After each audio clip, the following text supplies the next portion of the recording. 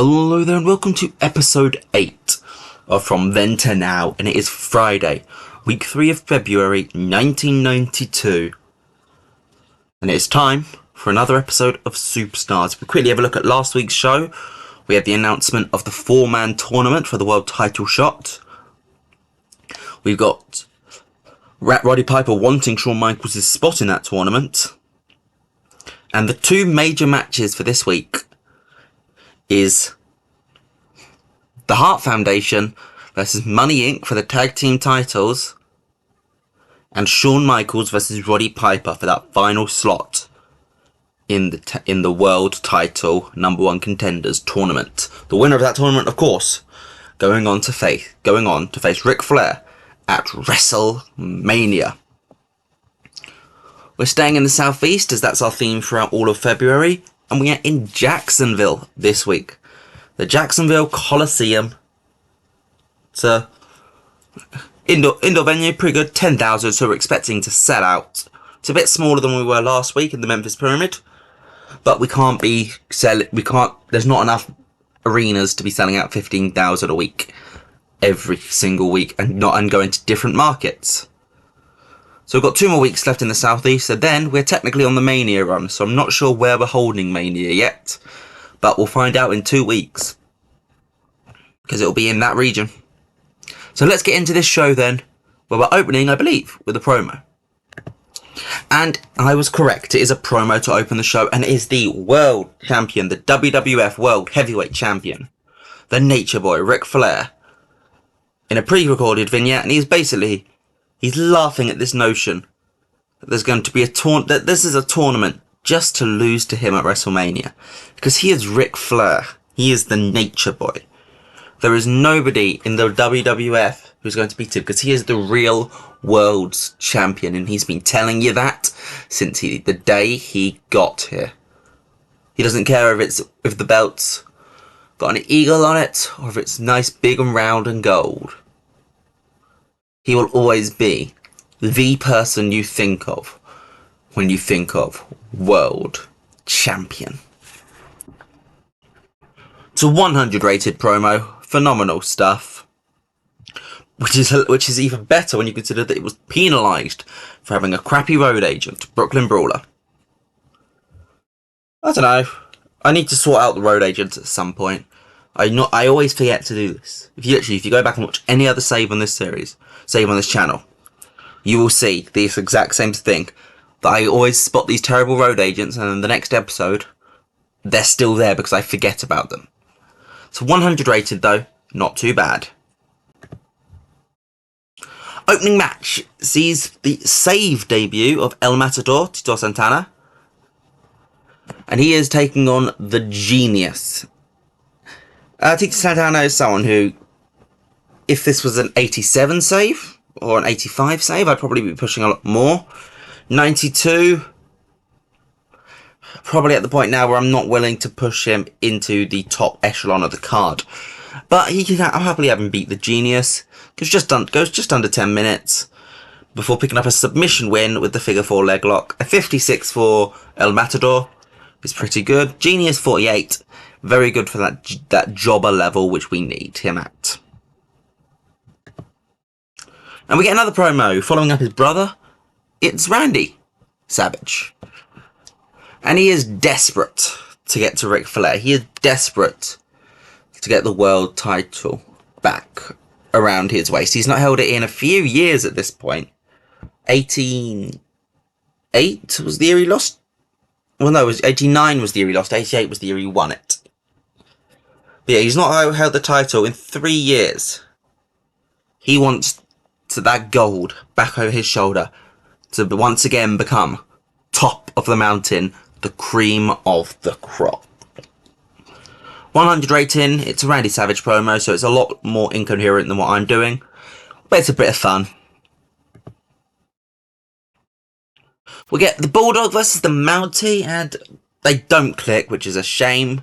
But it's the Bulldog who picks up the win here, hitting the Mountie with the running power slam in just over 10 minutes, 10 minutes 51. Gets a 61 overall, which to be fair is still better than the average of their performances, which is, especially considering they don't click, is fortunate. What caused that? What is the bonus there? Vince McMahon's got a voice of attribute. I don't know what one that is. Both guys were holding back as well. So you got to expect on a pay-per-view they'd probably both be in the 60s maybe? Mountie in the mid-60s. Bulldog might just sneak into the 60s. Which is pretty good for this sort of mid-card level. Maybe there's more future for the Mountie in this save. 61 rating though, not too bad. Sid is cutting a promo. He is angry about not being in the tournament, which, you know, is fair. He was the runner-up in the Royal Rumble. And one loss means that he's not in this tournament. Whereas Roddy Piper got pinned by the same guy he did last week, and yet he gets a shot to be in this tournament. Everything Sid says is absolutely correct. Well, you know, he's a babyface. He feels screwed over. Which is a very good trick for a babyface. And also a hilarious one for one of Sid's side. But Sid is just angry about not being in the tournament. He cuts a decent promo. He gets an 82. I mean, this show's basically got some of the best promo guys on it doing the promos for this week, because a lot of the matches are lower. They're not using the major stars, so a lot of them are in the promo segments. So, you know, and they're some of the greatest promo guys of all time. So it'll be interesting to see. 82 rating, though.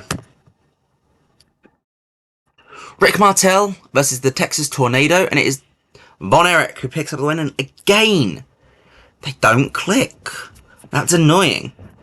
The fact that we're getting these sort of mid-card guys, we're putting them in matches against each other, and they're just not clicking. Mountie and Bulldog, now Martel and Tornado. It's a shame, but the Tornado picks up the win in just over 11 minutes with the Iron Claw. Submission win, you know, it's a decent win for Kerry. Someone who I think does, well, if he should survive longer in this save. And I think could have a great mid-card run throughout the New Generation era, well, which we get into shortly. 62 rating though, not too bad. Undertaker and Paul Bearer cut a promo. It's from the sort of old cavern that they used to use, the old workshop. And they're talking about how they want to end legacies in this tournament. Savage, you're a legacy, you're a relic. Flair, you're a legacy, you're a relic. Hogan, you're a legacy, you're a relic. Michaels, you haven't got your legacy yet. So we're going to stop it before it even grows. Because there is no legacy that will outlast The Undertaker. And the camera pans back and shows The Undertaker with 4 coffins, with each of the four names, Flair, Hogan, Savage, Michaels, written on it. Gets a 77, decent promo. Again, as I said, the promos are expecting to be very good on this show, so I'm excited. See what happens next. And we've got a bit of a cameo here.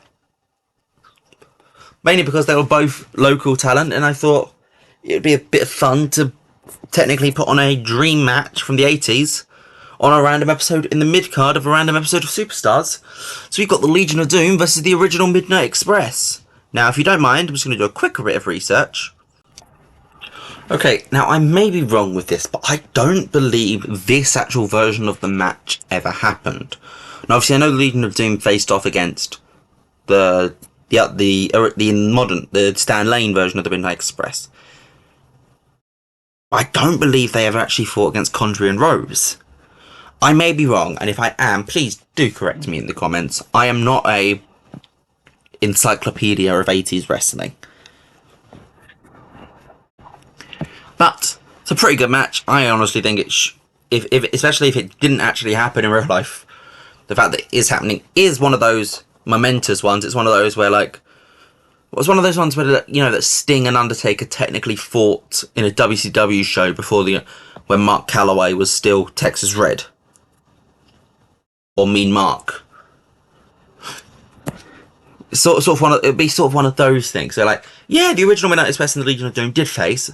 I mean, it was in 1992 where both teams were probably past their peak, but I feel like in this universe would be one of those sort of stories. To a dream match which happened, but unfortunately not at the time where it would have made the best match. And I think 59 sort of reflects that. Condrey and Rose getting 47 and 46. It's alright. They were brought in as local talent for a bit of fun, really. Legion of Doom in the 59s, not too bad. Let's move on. And it's a Hogan promo. Hogan cuts the promo to Mean Gene, and he's basically saying he doesn't care if it's Michaels or Piper. He will beat either of them. If it's Piper, hell, we all know that Hogan beats Piper every single time. That's how this deal works. And if it's Michaels, well, Michaels took Hogan out of the Rumble. Hogan has a score to settle with the Heartbreak Kid. So 100 rating, great little promo. And that match does come in, and it is Shawn Michaels who picks up the win with sweet chin music. Roddy Piper was complaining. Looking at those ratings, he has no damn reason to. He wasn't even off his game. I assume not even holding back either. So I don't even know what he was complaining about. He had no right to complain. Shawn Michaels wins, gets a 72. Good stuff. Shawn Michaels is definitely in the tournament and will be facing Hogan either next week or the week after. I can't remember exactly. And the main event has backfired massively. Oh dear. This was not supposed to happen. I'm going to read it verbatim, and then I'm going to discuss what was supposed to happen. In a bout which had good wrestling and decent reaction from the crowd, Bret Hart and Jim Neidhart defeat Money Inc. when Bret Hart submitted Ted DiBiase with the sharpshooter. An injury to Ted DiBiase means an audible was called and a finish was changed on the fly. During the match, we saw Jake Roberts run in and attack Bret Hart and also Jim Neidhart. Bret and Neidhart win the WWF World Tag Team titles. Shit. This changes a lot. The plan was for Money Inc. to win here, thanks to interference from Jake Roberts. Continuing the Roberts-Hart feud. Now, a torn quad from Ted DiBiase means that Bret is now a double champion. He's the tag team champ and the Intercontinental champ. I've got to work out what the hell we're going to do with this. I didn't book this, so of course I wasn't expecting it, but that should be fun. Oh no. See what I mean about all these interconnecting stories? Now, in the last episode I said about it, now we don't have a choice. The tag champs, the IC champ, those stories are now definitely linked. Oh dear. Who injured him? Oh, and the segment was penalised for the injury disruption. So 73 is not actually what it was. It could have been more if the match had gone as it was planned to. Ted DiBiase, torn quad, anybody's fault? Nope. In that case, we'll just have Jake Roberts. He's attacked them. We'll have him hit a DDT on both of them after the match. Onto the tag. No, not onto the tag belts. But they say that was a write-off. We'll just have him DDT both of them in the middle of the ring.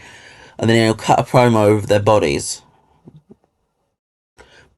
I now have to think. I had a script for what this promo was going to be in my mind, but now I've got to think this on the spot. Jake talks about how gold. I don't actually know. I can't. Jake Roberts cuts a Jake Roberts style promo about Bret Hart, but now that Bret Hart's a tag champ as well, he's not going to talk about how Bret's greed has got the better of him, because that was what the original plan was. Because Bret's greed didn't get the better of him, he won. Oh, I don't know what to do with this. But let's see what it did overall. That's got us an 80. So you know what? We didn't lose any pop in any regions. And I think it was those 4 major promos. Jake, Hogan, Randy and Rick. Cutting great promos. Really helped. As well as 2 big matches. Our 2 feature matches. Both were pretty decent. So it's definitely a good show, this one. Well, now I've got some thinking to do and some reworking of stuff before WrestleMania. So yay! I'll see you next time. Bye.